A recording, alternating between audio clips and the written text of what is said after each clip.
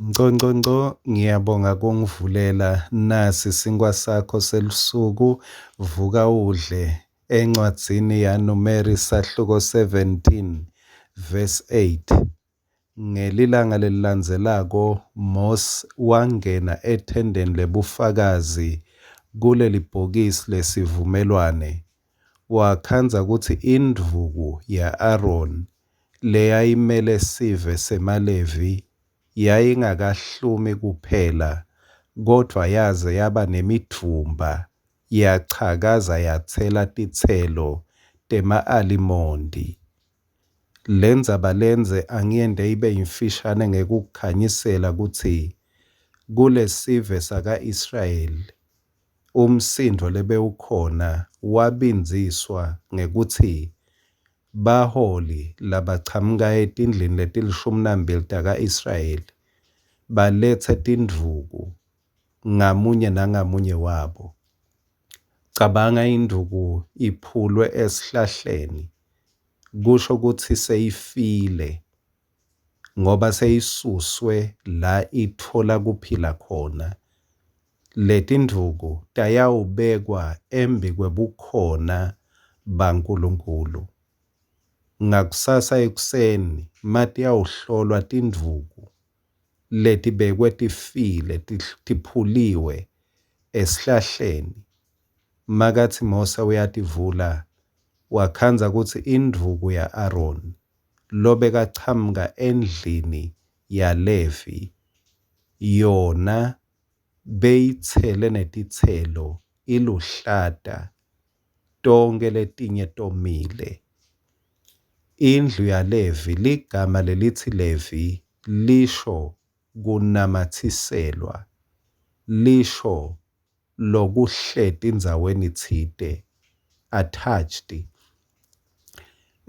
Loku lesikubonako ke liciniso lekuthi noma lo Aaron bekungabonakali ngeliso lenyama, lokwabangela kutsi lendvuku yakhe letinye tatsi tomile yona itsele, kepha Aaron beka attached, beka namatsele kuNkulunkulu longabonwa ngeliso lenyama. Awu Nkulunkulu wenda kwaphatheka bukhona bakhe ngoba lendvuku lebeyomile yagucuka yaba mandi yaphindze yatsela titselo. Injalo impilo yakho kumele sibe njalo nyalo ngalesikhatsi. Yebo, kungenteka sincanyuliwe etindlini tekuhlanganyela kukhonda kanye kanye. Sitindvuku lengatsi tisusiwe endzaweni. Kepha yebo, physically sisusiwe. Kungako Jesu athi hlalani kimi.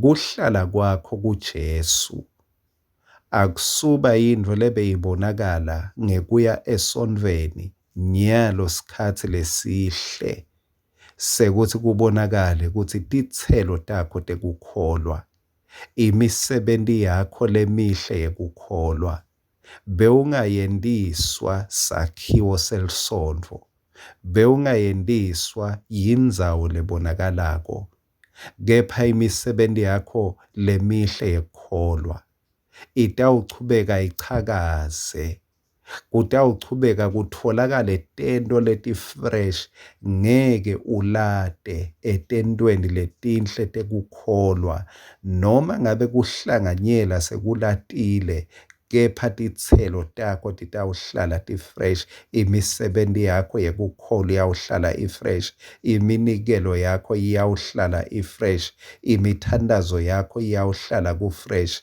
Leni phela ngoba indlu ivaliwe, ngoba wena awutseli letitselo ngenxa yendlu, utsela letitselo ngoba uhleti emvinini longabonwa ngeliso lenyama.